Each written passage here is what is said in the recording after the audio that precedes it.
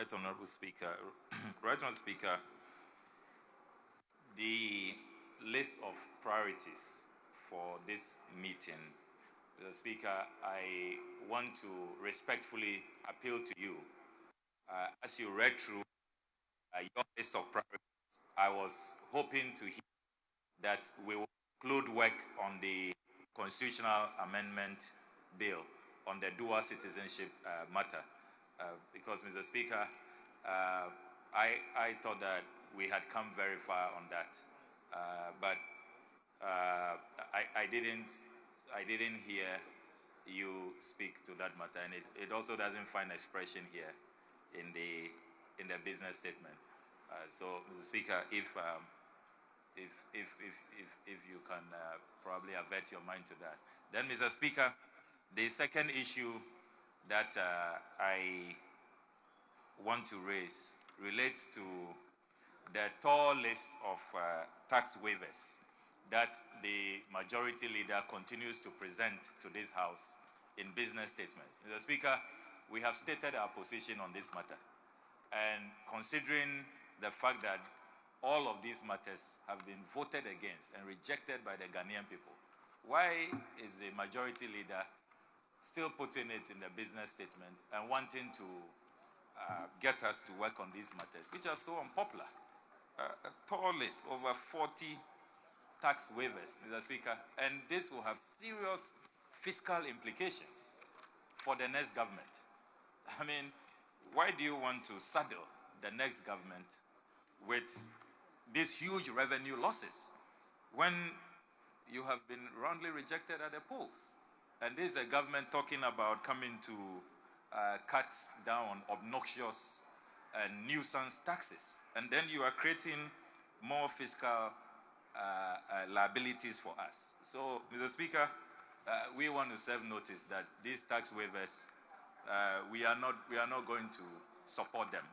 So, please listen to the Right Honourable Speaker's list of priorities, particularly the budget for the first 3 months of next year. As for tax waivers, we cannot support you. Honourable Afenyo-Markin, we cannot support you. So you need to really get this out of the business statement. I'm grateful, Mr. Speaker.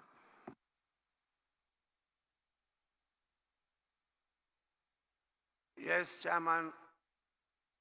Yes, Honorable Dr. Matthew Opoku-Prempeh.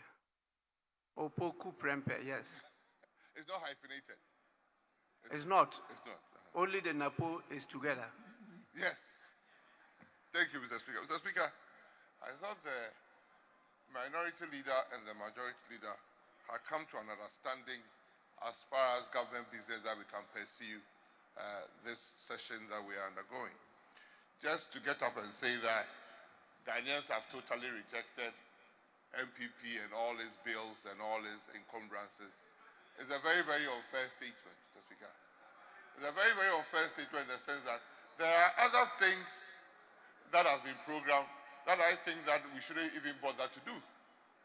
Why should we at this time take up any bill, whether it is environmental bill or social bill? I think the new government then should come and start, because we are resetting. And I agree, Ghanaians voted for resetting. So, Mr. Speaker, let's probably, the only thing we have to do is to take the vote on account and close shop. We should not continue with any business here, because like Honorable Okudzato said, and rightly so, Ghanaians have voted for the resetting agenda of Nkoko Nkiti. So, not only that, Mr. Speaker, apart from the vote and proceedings and maybe his end of service benefits that he's very much interested in, every other thing, social protection bill, second reading of bills, third reading, so that we have enough time to do Article 71 business and do vote on account, such that, yes, if it is not worth doing, it's not worth doing. Please. So we have agreed on resetting. Let's close shop on everything. Do those that are interested in that will further his own personal interest, and close shop. Thank you. Honorable members, we don't need to debate this matter.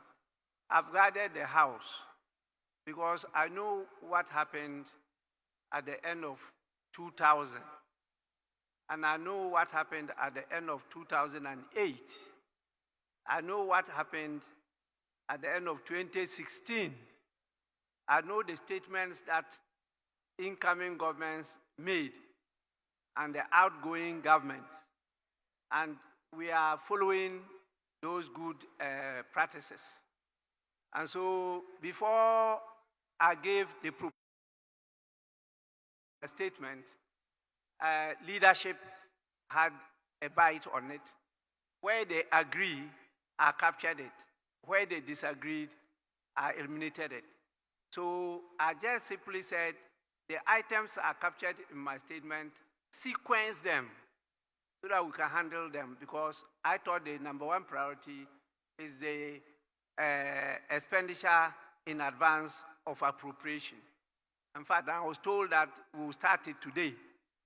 I'm aware that a request was also made for the Public Accounts Committee reports because of the nature of those reports. And so I captured those things for our consideration. Beyond that, that not for the determination of the 8th Parliament. Then the 9th Parliament will come to continue if the new government considers it necessary to proceed with. So let's take to this agenda and let's get some business done. Please. That will be my focus. Yes, Minority Chief Whip. Mr. Speaker, thank you for the opportunity. Just to add that, Mr. Speaker, the Honorable Leader of the House suggested we sit on Saturday. Mr. Speaker, that is totally rejected. There's no reason for us to sit on Saturday. Mr. Speaker, on 2 occasions, his side dragged us out of our what he described as urgent business, which is not different from what is placed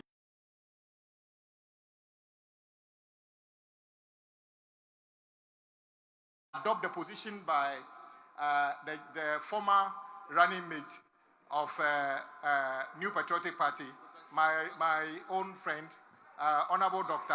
Opoku Prempeh, who says that we should take the businesses that are urgent, that is appropriation in advance expenditure in advance of appropriation, and those items that are time-bound. And then we call it a day. The new government comes and decide what priorities are. Then we do them, Mr. Speaker. So I think, Leader, we beg you. I know you have a tough job, but to assume that we can do, you know it yourself, we cannot start any bill now. We've never even done it before. It is just not, and I would encourage you. The atmosphere in the House today appears to be cordial. I entreat you to entrench the peaceful nature of this House towards Friday. Any attempt to do other things may not be good. And you also said the whips should do something about welfare. Leader, you have the key to addressing the welfare issues of this House. I have no control over the finance minister. I have no control over the common fund administrator. You can do that. I don't even know the last time I saw the how do you call it? The common fund administrator. All I know is that during the campaign, candidates of a particular party receive a lot of goodies from common fund. It's not from her. It's not from her. Okay. Honorable Dr. Opoku Prempeh said that it's not from her. I just said, I didn't mention any name. I said they receive goodies. One particular party received goodies that appear to be goods from common fund. But if it's not from her, fine. But the only people who can cause the common fund administrator to disburse to the assemblies, the only person who can cause the common fund administrator to fulfill her mandate as in the Constitution is you, not our side. But if he fails, maybe we would advise ourselves. So there is no shifting of responsibility. You have the opportunity. I've seen people call you majority leader today. Lift your the expectation. We have 5 days to prove you are majority leader. Otherwise, we take it from you. I will reserve other comments.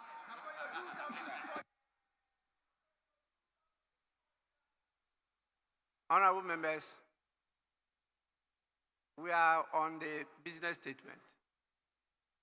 Yes, Chairman, Business Committee, and Majority Leader.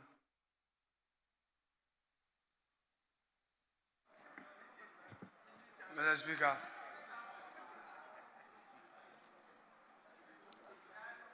these items that have been listed on the business statement have not suddenly arisen. They are not matters that have suddenly arisen. They have been with us. In the spirit of continuity in governance,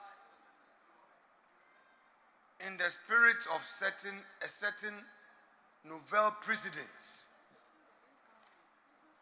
to guide tomorrow, I want to encourage my colleagues to cooperate with government to do this key government business. For instance, Mr. Speaker, my respected colleague Ablakwa of Norton stated that the incoming government intends to reduce taxes and deal with obnoxious the tax regime we have, according to him.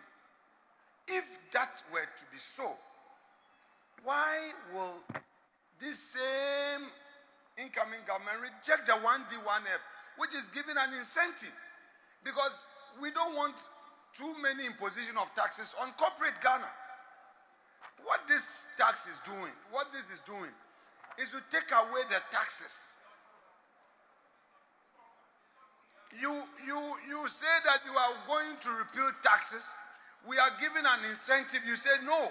Honorable Majority Leader, business statement. Yeah, Mr. Speaker, I'm responding to the consensus. No, we are not debating the subject matter. We are looking at the business statement and the items. So, Mr. Speaker, what I'm saying is that I did not just come up with these.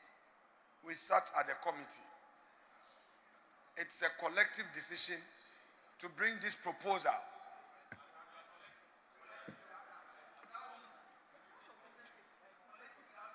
Mr. Speaker, they should know that they are coming into government too. This opposition posture, you better change. I mean, you are no more in opposition. You better stop that, your behavior. You should change your behavior. We should see signs of your readiness to govern and stop this violence, chaotic, bugaga thing. Stop. You are now... Honorable members, please. We are not just in a conversation. We are in a parliament and we have rules. These items found space on the order paper because they are pending business.